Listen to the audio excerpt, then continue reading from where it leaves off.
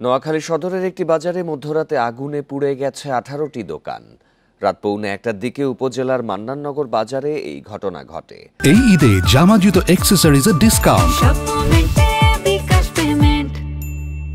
স্থানীয় ব্যবসায়ী ও fire service জানায়, রাত পৌনে 1টার দিকে দক্ষিণ বাজারে একটি হোটেল থেকে আগুন লেগে তা দ্রুত অন্য দোকানগুলোতে ছড়িয়ে পড়ে। খবর পেয়ে ফায়ার সার্ভিসের 4টি ইউনিট ঘটনাস্থলে পৌঁছে 2 ঘন্টার চেষ্টায় আগুন নিয়ন্ত্রণে আনে। পুড়ে যাওয়া দোকানগুলোর মধ্যে একাধিক কাপড়ের দোকান, হোটেল, রেস্তোরাঁ ও মুদি দোকান রয়েছে।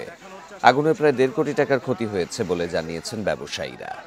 বাজারের একটি হোটেল থেকে আগুনের সূত্রপাত ঘটেছে বলে প্রাথমিকভাবে জানিয়েছে ফায়ার সার্ভিস। যদি এখানে কিন্তু বাইর করতে পারে না। প্রিয় দর্শক, সততা স্টোর দোকানের ভিতরে কিন্তু প্রিয় দর্শক এসেছেন।